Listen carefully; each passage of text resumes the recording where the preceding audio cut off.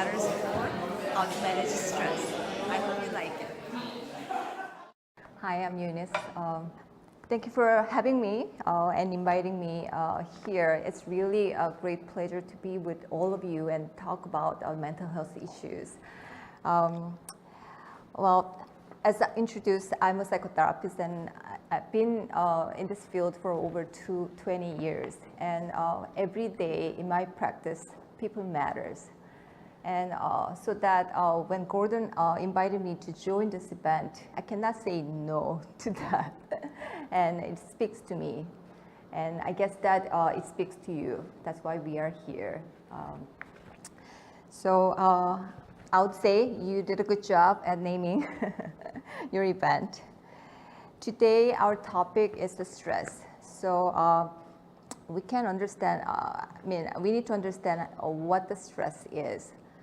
To understand what the stress is, actually, I have a couple of questions. What comes to your mind when you think about stress? Would you describe stress as an event, or you think it as an experience? Anyone who's stressed at the moment, can you notice any changes in your body when you are stressed out?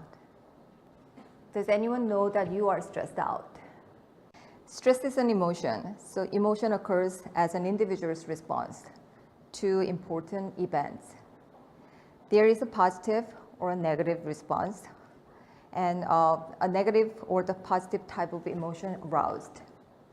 Every experience of emotion actually has 6 distinct parts to it, even though sometimes those components all blur when it happens. But if you slow down and think about your experience, you will be better be able to identify those.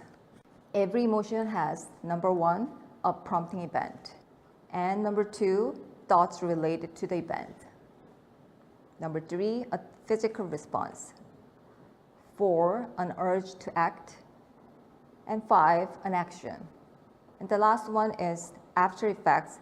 That sometimes can be the whole new cycle of the emotion. So let's say you are terrified because you see a bear is approaching you. This is an event that is happening to you, and it creates an emotion of fear.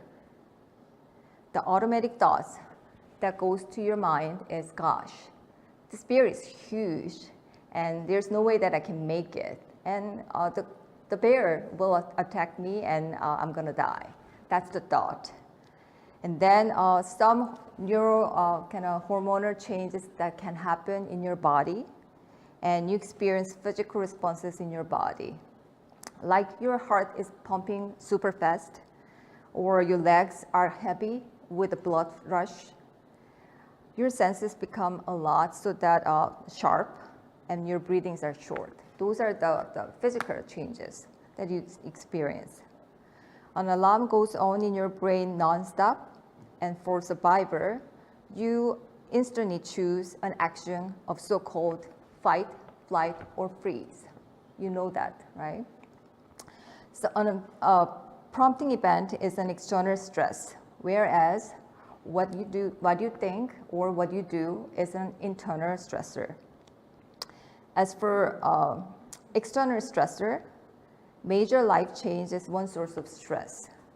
As you imagine, frequent, sudden, or dramatic change in life can result in harmful consequences. One thing to remember is that not all things you assume to be positive or negative are so for everyone. For example, vacation, promotion, graduation, or even winning a lottery can cause negative emotions. In terms of internal stressors, your internal thoughts, like irrational thoughts or rigid thinking patterns, often contribute to distressing emotions and ineffective, unhealthy behaviors. One good example is Philip just talked about a lot of work at your work, right? So you have a pile of work, and you don't have a lot of support from your work. But in your thought, you think that I cannot ask for help because people think that I'm weak or incompetent. So then it will kind of affects your behavior, so that you're likely to do more overwork or procrastinating or disengaging, and social withdrawal can be another one. So your stress and the related problems, it causes all stems from emotions that are being ignored, denied, misunderstood, suppressed, or just poorly handled. Your distressing emotions, when they aren't taken care of in a productive way, are at the root of your old problems, such as your relationship problem, money problem, or substance use and other things. So the cost of stress is very high. So in other words, when you are taking care of your emotions, then you can get a handle on your stress. And your understanding the various parts of the emotional experience is the key to being able to identify the emotion that you are feeling, and that the starting point to do this is the starting point for doing something about it. The bottom line is stress that is fueled by anger can be totally different from the stress fueled by fear. And then the solution can be different, so that you need to get into the emotions that you are feeling related to the stress. Another important feature of each of the emotions is that they serve important functions. I think Mina mentioned about this, so that the stress that we experience, it has certain functions, and especially for the survivor. So even though it can sometimes feel like our emotions are just a pain in the butt, we actually have emotions for very good reasons. From an evolutionary perspective, we can trace why humans have an emotions that we have. I have one story that I want to share with you. One time, I had a betta fish in my office as a pet. Do you know what it is, right? So that it's beautiful. It has a very bright red or blue color in it, and it has a flowing kind of fins there. So I was just fascinated by this, so that I decided to have one. One thing about this betta fish is you cannot put one betta fish in, you cannot put more than one fish in one tank, because especially the male fish, they're just fighting to death if you have another male fish in the tank. So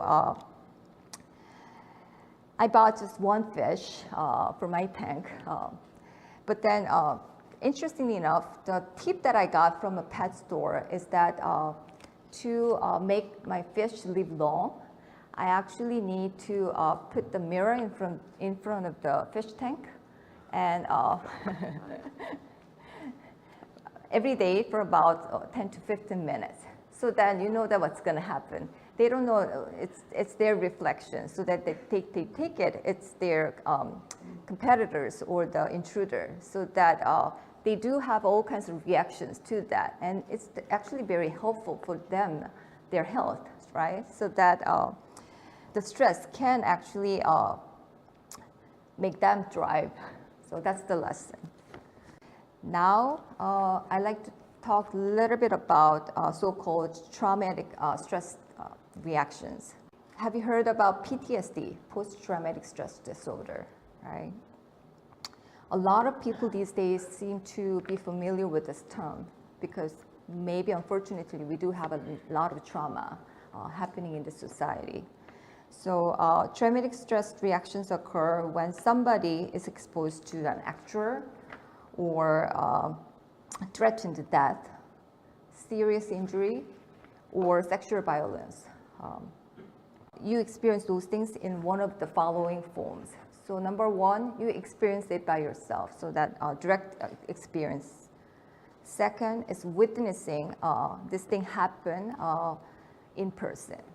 The third one, you knew that something, this traumatic event happened to your family member or the close friend. The fourth thing is experiencing the repeated or extreme exposure to the detail of the events. Right? So you see you see on the TV very traumatic events happen, but then you kept kind of watching it, right? And then got all the details of the events. Then that can create the cause the trauma to you too. So not everyone who has gone through traumatic experiences develops symptoms of PTSD. In fact, in my practice and trauma work, what I found is that people are amazingly resilient. But then the stress level is far beyond what you are expected to cope with in your normal daily living. That is why some difficult physical and emotional reactions or responses are to be expected. And physical changes may include fatigue, headache, heartburn, sleep disturbance, nightmare, and loss of appetite. And Koreans tend to complain a lot more about the somatic symptoms. So you may hear that when somebody is exposed to this kind of traumatic stress, they complain not so much about their feelings or the feelings of fear or worries or other things. They complain about somatic symptoms more. And emotions and mental responses include confusion, anxiety, fear, denial, or numbness, obsession, despair, depression, anger, outrage, grief, withdrawal, and feelings of helplessness. Poor concentration, flashbacks, and intrusive thoughts are also common normal responses. They usually happen immediately and over time. The stress responses will change in intensity, frequency, duration, and character. The time it takes for psychological wounds to heal varies. Much like the flu, the traumatic stress reactions must run their course. No one can deny that this is a difficult experience, but it is important to know that reactions are normal and will ease in time. Sometimes intensity of your reactions may increase or reaction may be very prolonged. This does not mean that you are weak or you're going to be crazy. It simply means that the event was so powerful that it pushes you for past your normal coping experiences. However, if your symptom goes beyond, is not go away after 2 weeks, I recommend that you seek for professional help. So call your doctor or consult with the counselors. It is very helpful for you to talk about your experience with somebody who you can trust in a very safe